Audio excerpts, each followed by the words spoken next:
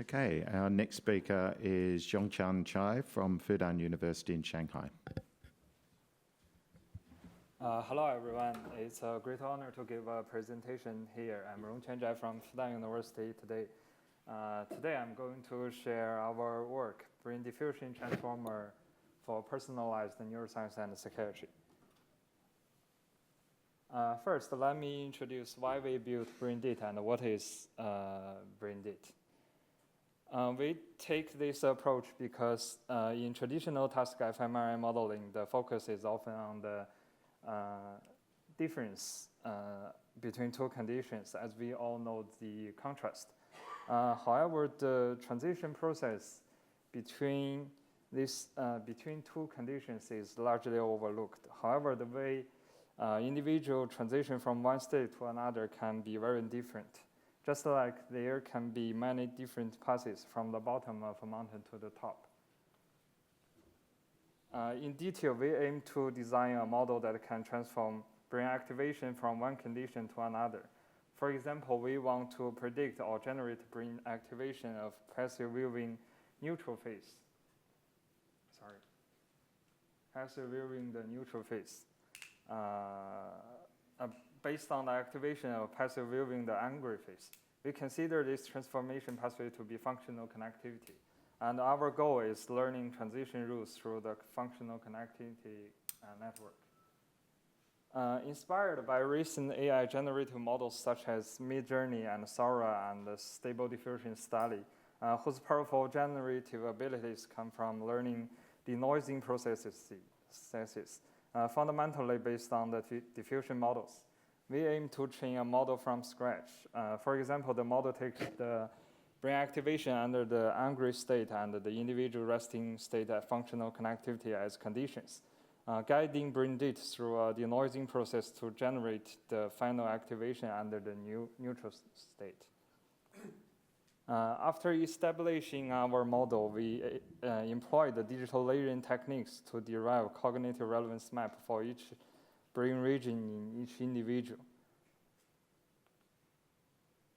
Subsequently, based on these novel features, we performed population clustering, which effectively differentiated between patients and healthy controls.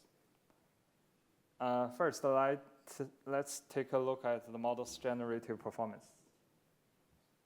We trained the model using the task-based fMRI data from imaging, especially focused on the EFT task, typical block design task, emotion phase processing. And we trained this kind of model on one NVIDIA A100 card for 7 hours.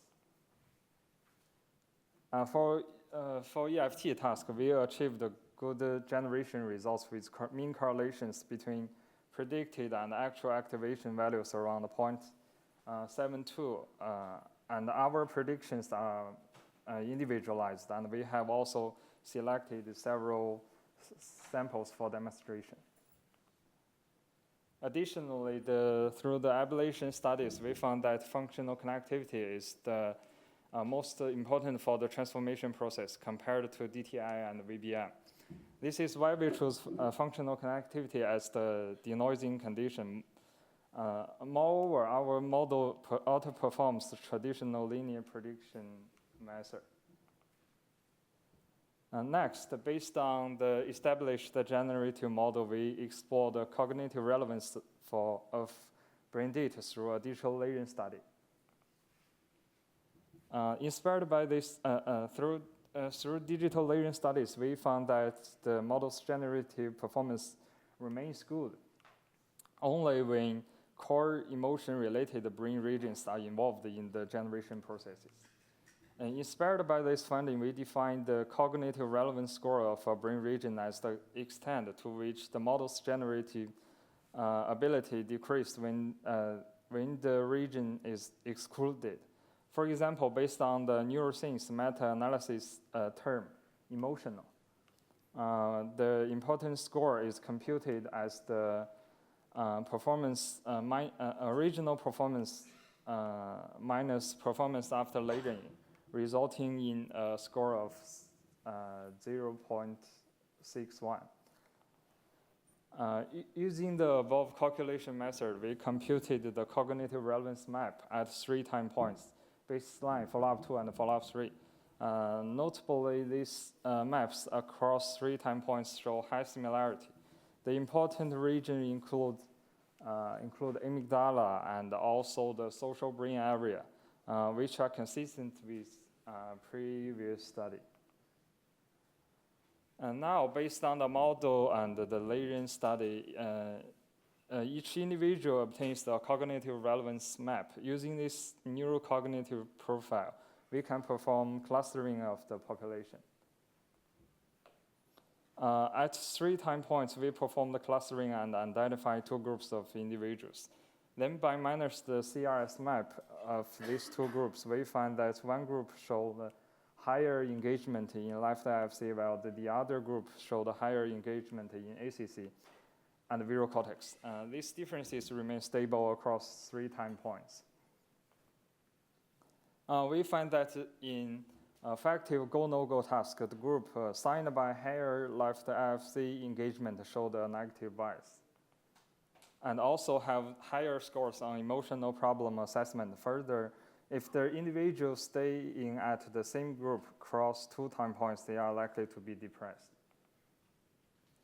Further, we stratify the individuals into 2 groups. The one is the high-risk depression group, and the other is the healthy control groups. And the left IFG group, depressive risk is 9 times of the ACC group. The above behavior results suggested that this cognitive relevance map may have clinical utility.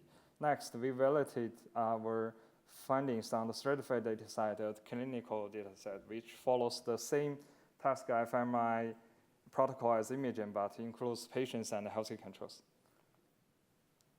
We also performed the same digital layering study on stratified cohort to obtain each individual's cognitive relevance map. Following the same clustering process, again, we identify 2 groups, the left IFC group and the ACC group, which is very similar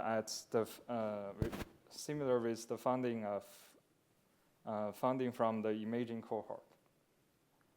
Remarkably, the identified the group B, characterized by the left IFC high engagement, showed an 11.6 times higher risk of MDD compared to the ACC group. Last but not the least, the final aim of our work, the next step is to integrate as much fMRI data as we can to build a fMRI foundation model to boost the model and the analysis of the human brain. That's the end of my presentation. Finally, I want to thank the imaging Stratify and as well as my collaborators and supervisors. And here are the QR code of the code and paper. Feel free to scan them if you are interested. Thank you for listening and welcome.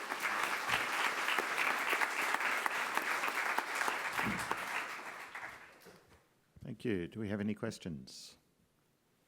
I think we might have one coming up. Hi.